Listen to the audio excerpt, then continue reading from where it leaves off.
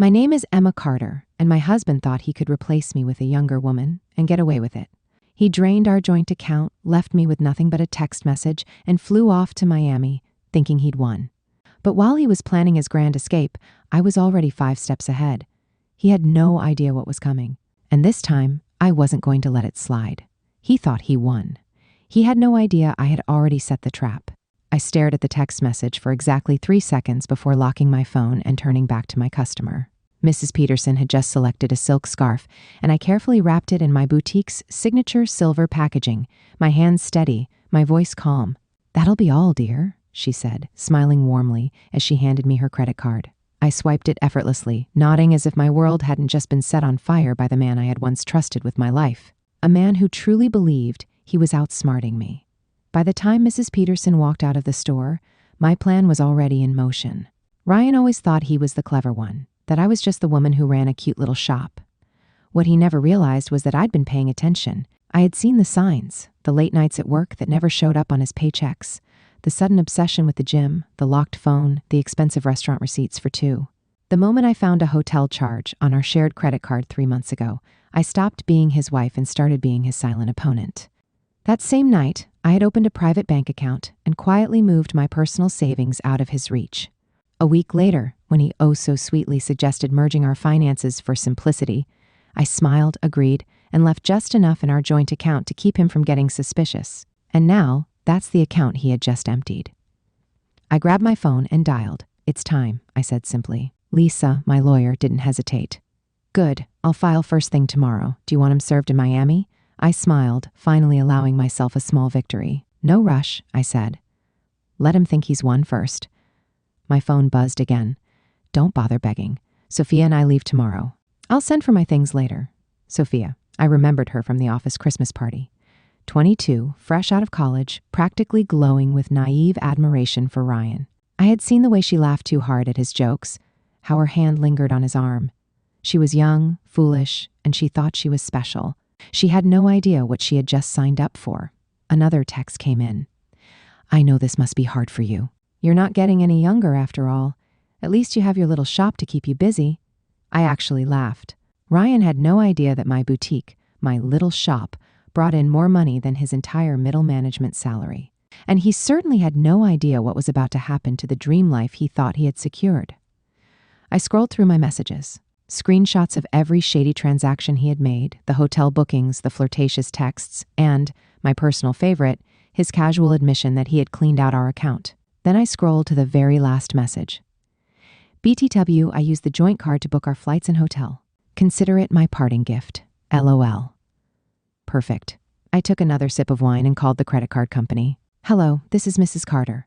I need to report fraudulent charges and remove an authorized user immediately." As the representative pulled up my account, I allowed myself one brief moment to picture Ryan and Sophia at the airport tomorrow. The confusion, the frustration, the dawning realization that their perfect little escape had just hit a massive roadblock. Ryan thought he had left me in ruins. Tomorrow, he would realize I was the one who had set the fire.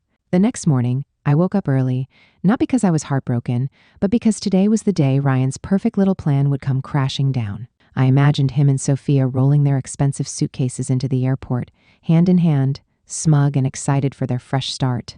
I could almost hear the irritation in his voice when the airline clerk told him his first-class tickets had been canceled, and when he called the hotel to confirm their luxury suite, only to hear that their reservation no longer existed. That was going to be a moment worth savoring. But I wasn't waiting around for his meltdown. I had a business to run, and revenge tastes even sweeter when you have other things to do. Before we continue this story, I want to connect with you, my amazing viewers. Where are you watching from? Drop the flag of your country in the comments below. And I know you might be watching this alone, but let me remind you, wherever you are not alone. At least for now, I'm here, sharing this story with you. As I arrived at my boutique, my assistant Mia greeted me with a smile. "New shipment of handbags just came in," she said. "Perfect. Life goes on even when your husband runs off with a woman young enough to be your intern." By noon, my phone buzzed. "What the hell did you do to our credit card?" "The airline won't honor our tickets." "The hotel canceled our room. Call me now." I silenced the notification and continued arranging a window display. He was exactly where I wanted him, confused, angry, powerless. Minutes later, my phone rang again. This time, it was a number I recognized. Barbara, Ryan's mother. I took a slow breath before answering. "Emma, dear," she started, her voice dripping with forced concern. "Ryan told us everything. He said you're being vindictive, that you're trying to punish him. He's stranded at the airport.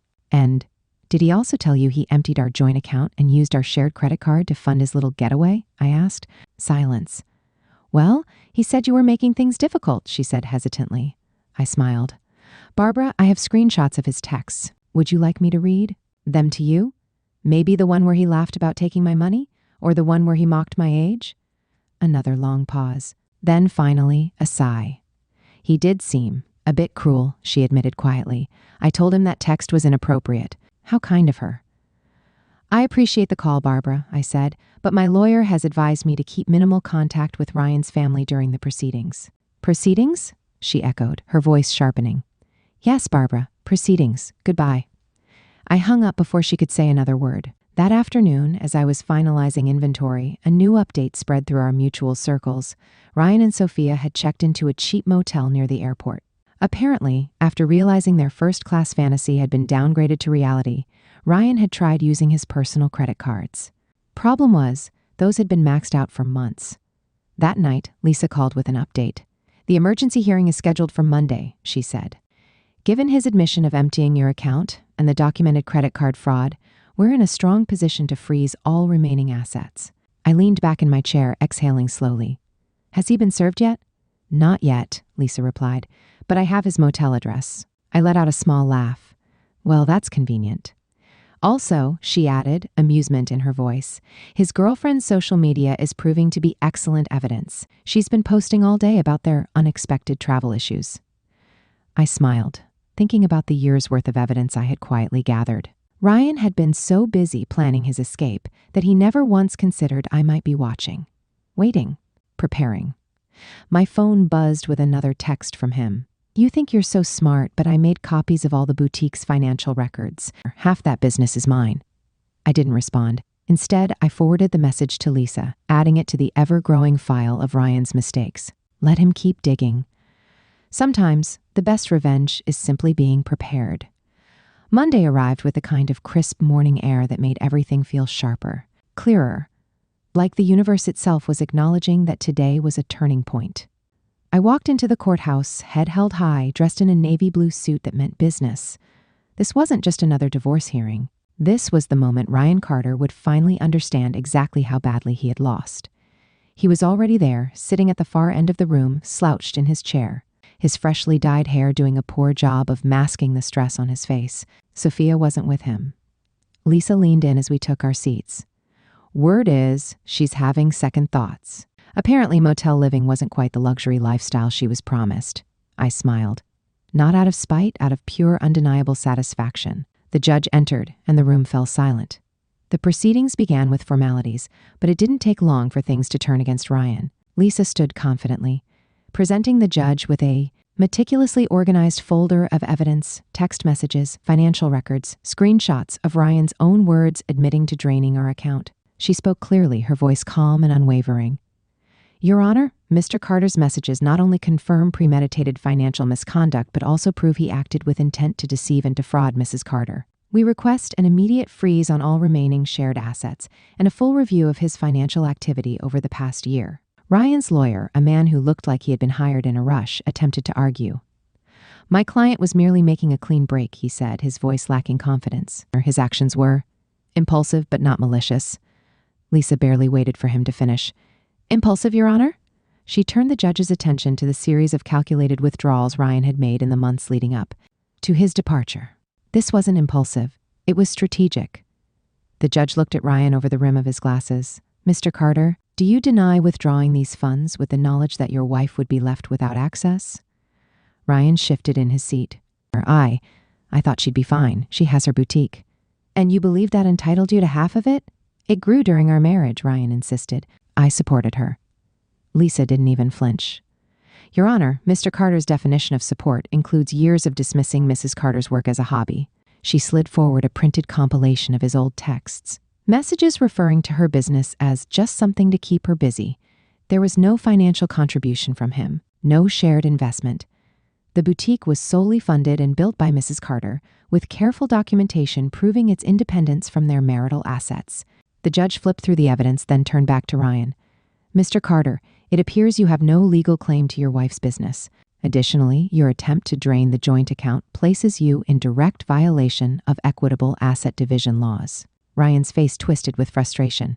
But that money's gone. We used it for. The judge raised a hand, cutting him off. Then I suggest you find a way to return it, because the court orders that you do so within 48 hours.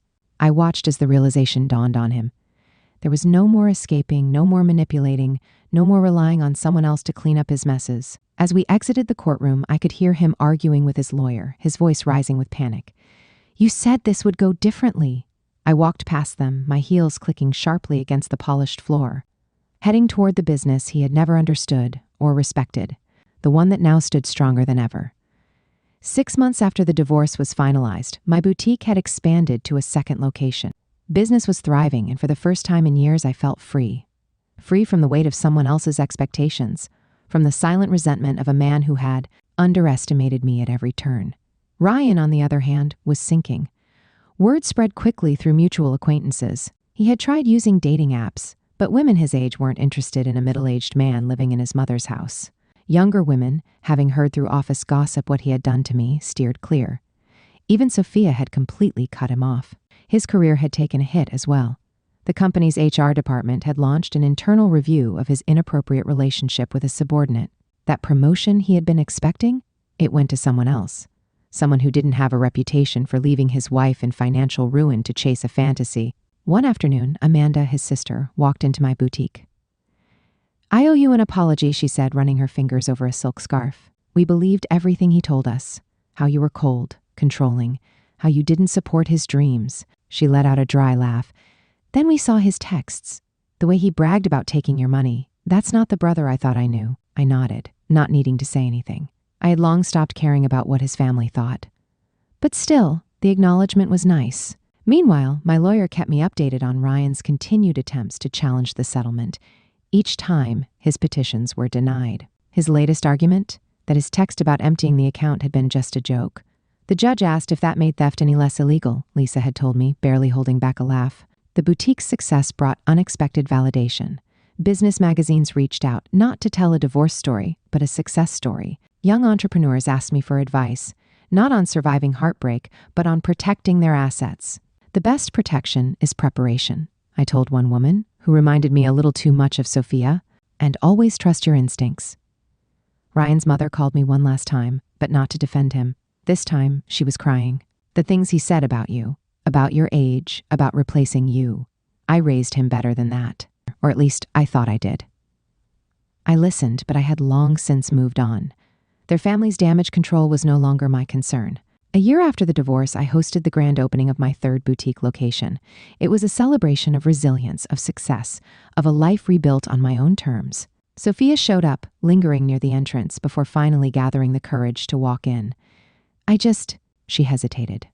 I wanted to say I'm sorry. I believed everything he told me, that you were cold, that you didn't support him. Then I saw how he acted when things didn't go his way, how he turned on me the second I stopped being useful to him. I adjusted the display of designer sunglasses. Those weren't his dreams, Sophia. They were escapes. There's a difference. She nodded, as if she had already learned that lesson the hard way. I know that now. I'm dating someone my own age. We have student loans and a tiny apartment, but at least we're building something real. I actually laughed at that.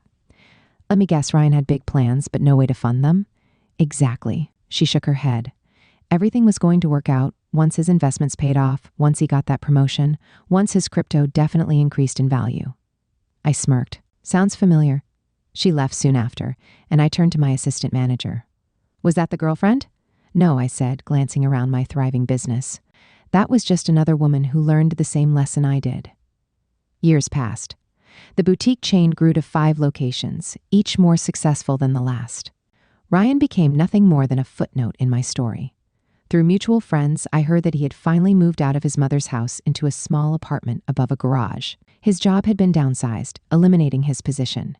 His dating profile still listed him as young at heart, though his photo was clearly outdated. Ironically, Sophia had become a regular customer at my original boutique location.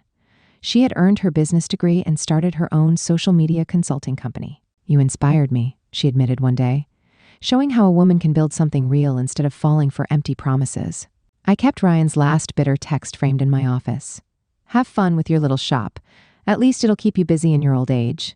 Below it, I hung my latest business award, because sometimes the best revenge isn't getting even, it's getting better. This story isn't just about revenge, it's about strength, preparation, and knowing your worth.